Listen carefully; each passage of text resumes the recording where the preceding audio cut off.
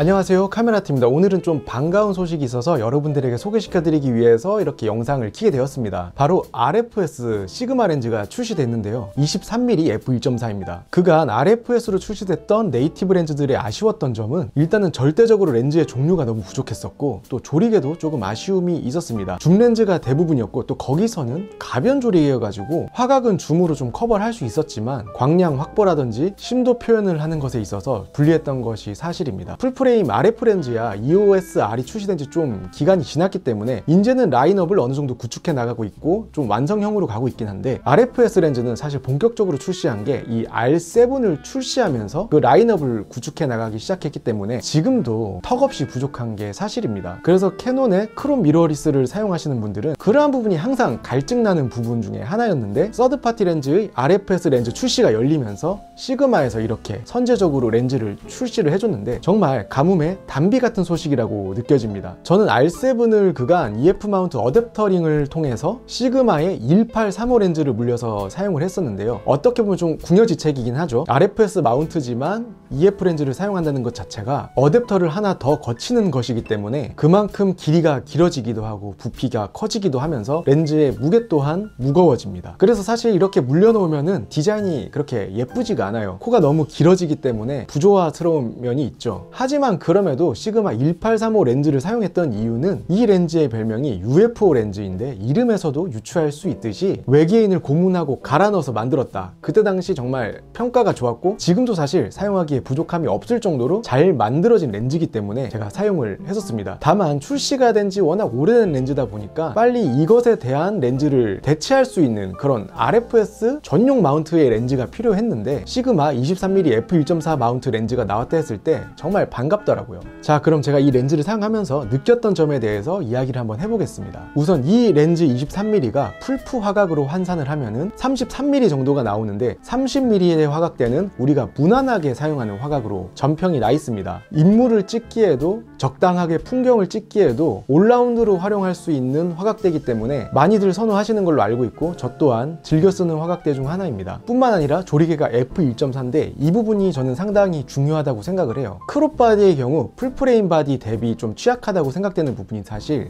아웃포커싱과 광량 확보잖아요. 카메라라는 도구 자체가 빛을 담는 도구이고 충분하게 광량을 수강했을 때 비로소 이미지 퀄리티가 올라가는 부분이 있기 때문에 빛을 잘 담는 것, 그거는 정말 중요한 일입니다. 빛이 많은 상황에서 혹은 내가 표현하고자 하는 것들이 심도가 깊어야 될 때는 조리개를 좋아서 사용하시면 되고, 또 기본적인 조리개 수치가 높은 렌즈를 사용해도 상관이 없지만 내가 표현하고자 하는 것들이 심도가 얕아야 되고 촬영하고자 하는 곳에 광량이 충분치 않을 때, 이럴 때는 조리개 낮은 게 절대적으로 유리하거든요. 그리고 표현하고자 하는 그러한 부분들도 풍부하게 표현을 할 수가 있습니다. 지금 보시는 것처럼 최단거리 촬영도 25cm까지 붙을 수 있다 보니 f1.4의 조리개와 함께라면 아웃포커싱을 이렇게 훌륭하게 몽환적으로 날릴 수가 있습니다. 이거는 조리개 최대 개방이 넓어야만 표현할 수 있는 그러한 부분이다 보니 선택의 여지가 따로 없다고 생각을 합니다. 그리고 원형 조리개 날수도 9매로 구성이 돼 있어서 조리개를 쪼아도 원형에 가까운 보케 모양을 유지하기 때문에 보케도 상당히 마음에 들었고, 시그마 렌즈를 사용하면서 사실 보케가 딱히 마음에 들지 않았던 적은 없었던 것 같습니다.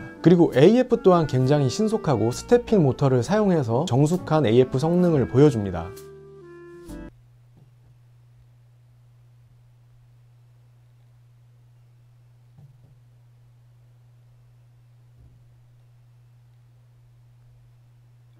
기존에 제가 사용했던 EF 렌즈 경우에는 그 캐논 특유의 초점 잡는 따다다닥 따다다닥 하는 그런 소리가 있거든요. 그런데 오히려 RF 렌즈 네이티브보다도 정숙한 AF를 보여주기 때문에 조용한 실내에서 촬영하기에도 최적화된 렌즈라고 보시면 되겠습니다. 지금 보시는 것처럼 AF도 굉장히 잘 잡죠. 요즘은 바디 렌즈 할 거 없이 AF는 기본으로 깔고 가기 때문에 AF를 사용하시는 데 있어 전혀 불편함 없이 신속하고 정확하게 잡는 모습을 보실 수가 있고,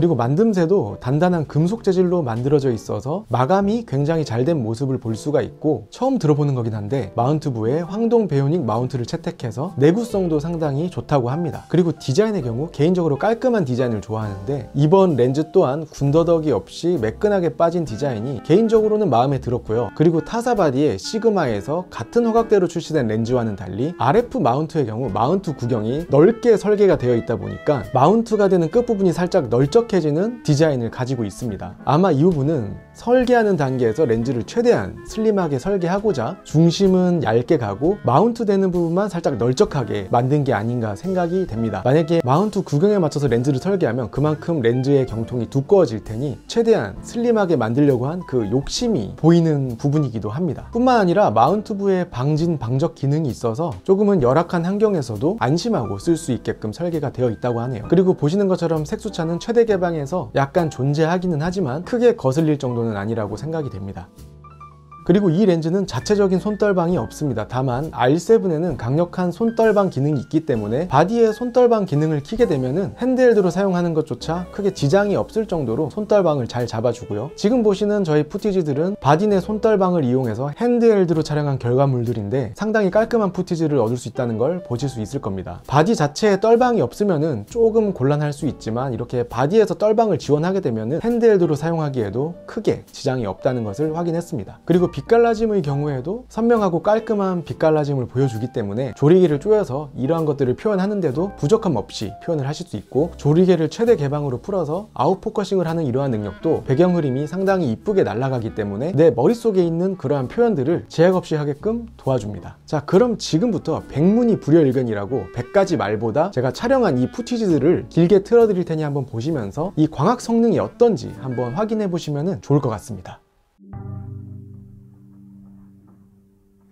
Sitting in silence like 4 feet apart, and there's so many things that I wish I could say, but I don't. Fuck, I just don't. Rewind the tape and just play me those memories. You're leaning into me and I'm holding on to your shoulder. Where did that go? Oh, I hope we don't give in. It would never be the same. It's like you're gone when you're still here. Will I lose? Oh, I don't wanna lose you. Oh, I don't wanna lose you. This old apartment, I swear it feels smaller. There's nowhere to breathe. We don't look at each other. We don't. So I just go. And we should be talking, not hiding the problem. Open a bottle and don't go to bed till the sun goes up. Till the sun. 자, 그럼 지금까지 시그마 RFS 23mm f1.4 렌즈에 대한 이야기를 해봤고요. 저는 이 렌즈를 사용하는 동안 굉장히 만족을 하면서 사용을 했습니다. 요즘 출시한 대부분의 렌즈들이 그렇듯 광학적으로 아쉬움이 없는 성능을 보여줬고, 편의성이나 무게, 디자인이 바디에 물려놨을 때 정말 바디캠 렌즈처럼 일치감이 있는 그런 모습도 마음에 들었습니다. 그리고 초두에 말씀드린 것처럼 기본적 사양에서 최대 개방이 많이 되는 렌즈가 유리한 것, 내 머릿속에서 생각하고 있는 그런 그림들이 그 어떤 제약 없이 표현될 수 있다는 그러한 부분에서 저는 개인적으로 최대 개방이 많이 열리는 렌즈를 선호를 하고요. 상황에 따라 조여서 쓰더라도 광량 확보가 안 되거나 아웃포커싱이 필요하거나 혹은 몽환적인 그림이 필요할 때 언제든지 조리개를 최대 개방으로 해서 촬영할 수 있다는 그런 점은 그림들을 생각을 하는 데서 그치지 않고 그러한 그림들을 정말 화면에 담을 수 있는 그런 부분을 제공을 해주기 때문에 저에게는 반드시 필요한 부분이라고 생각을 합니다. 자, 그럼 이 렌즈의 장점에 대해서 지금까지 이야기를 해봤고요. 이 렌즈의 아쉬운 점이라고 해야 될까요?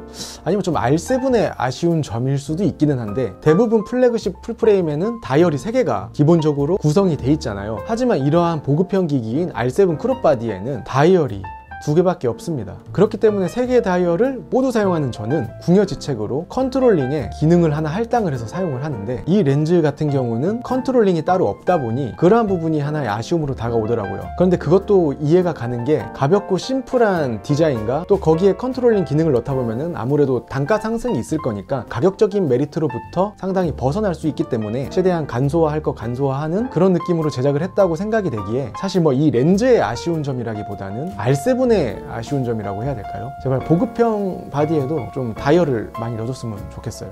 항상 하는 얘기지만 좀 그게 잘 안 되더라고요. 아무튼 이러한 개인적인 아쉬움 외에는 뭐 광학적으로는 충분한 성능을 보여주고 본연의 모습을 충실히 다하는 렌즈이기 때문에 캐논 바디에 물릴 수 있는 이러한 다양한 서드파티 렌즈들이 출시해서 선택의 폭을 많이 제공해줬으면 좋겠다는 생각이 들고, 이게 첫 포문이라고 생각을 합니다. 앞으로 줌 렌즈부터 단 렌즈들까지 많이 출시해주기를 간절히 바랍니다. 그럼 오늘의 리뷰는 여기서 마치도록 하고요. 이 렌즈 구매를 고민하고 계셨는데 이 영상을 보고 조금이라도 도움이 되셨다면 구독과 좋아요 부탁드리고, 또 빠른 시일 내에 좋은 영상으로 찾아오도록 하겠습니다. 그럼 지금까지 카메라티였습니다.